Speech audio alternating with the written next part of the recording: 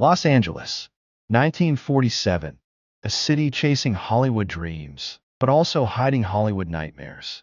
This is the story of Elizabeth Short, a woman whose brutal, unsolved murder would shock the nation, feed a media frenzy, and become one of the darkest legends in American true crime history. You might know her better as the Black Dahlia.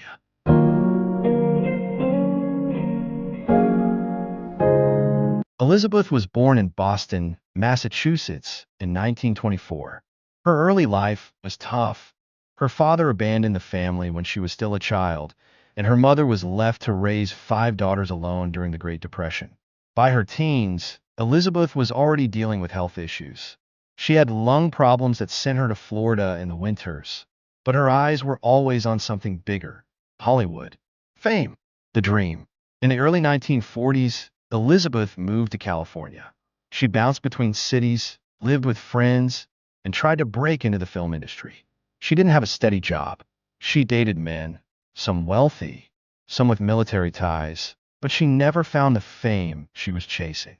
She had a look: jet black hair, porcelain skin, bright red lips. People noticed her. She dressed in black, carried herself like she belonged in the movies. That's actually how the press gave her the nickname, the Black Dahlia. It was a play on a movie that had come out a year earlier, The Blue Dahlia. But after her death, that nickname would take on a much darker meaning. On the morning of January 15th, 1947, a woman named Betty Berzinger was walking through a vacant lot in South Los Angeles with her daughter. That's when she saw something in the grass that she thought was a mannequin, split in half.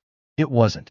What she had discovered was the mutilated body of a young woman, cut clean in half at the waist, completely drained of blood. Her mouth had been slashed from ear to ear, creating a haunting Glasgow smile. Her body was posed deliberately, her intestines tucked beneath her torso. The killer had cleaned her with gasoline. There wasn't a single drop of blood at the scene, meaning she had been killed elsewhere and carefully placed in the lot. Police quickly identified the victim using fingerprints.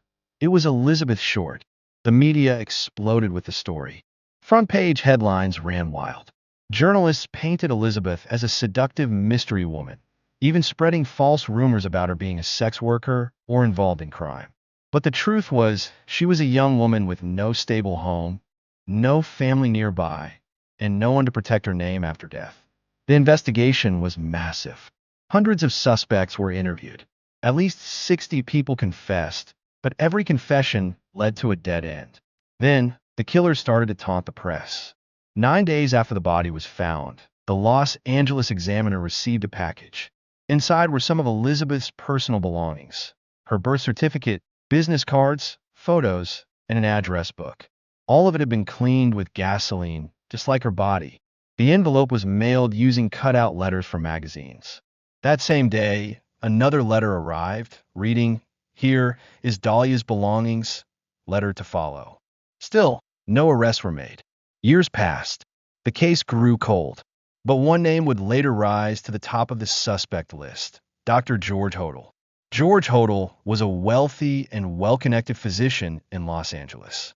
He lived in an eerie mansion known as the Soden House, which looked like something out of an old horror film. He was known for throwing bizarre, avant-garde parties.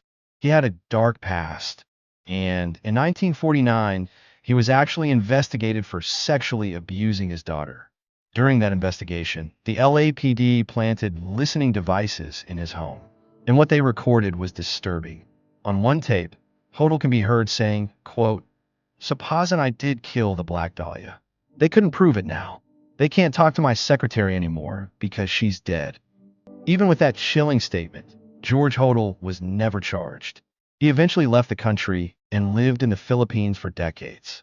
Decades later, his own son, Steve Hodel, who happened to be a retired LAPD detective, would investigate his father and come to the conclusion that George Hodel was the Black Dahlia killer. Steve published multiple books on the case, pointing to medical knowledge, crime scene similarities, and even handwriting matches. But again, no official charges were ever filed. To this day, the case remains unsolved. No one has ever been officially named as the killer. No one ever stood trial, and the file is still open. The Black Dahlia murder has inspired countless films, books, documentaries, and theories. But behind all of that is a real person. Elizabeth Short, a 22-year-old woman who wanted to be famous, but never imagined that her fame would come from the brutality of her death.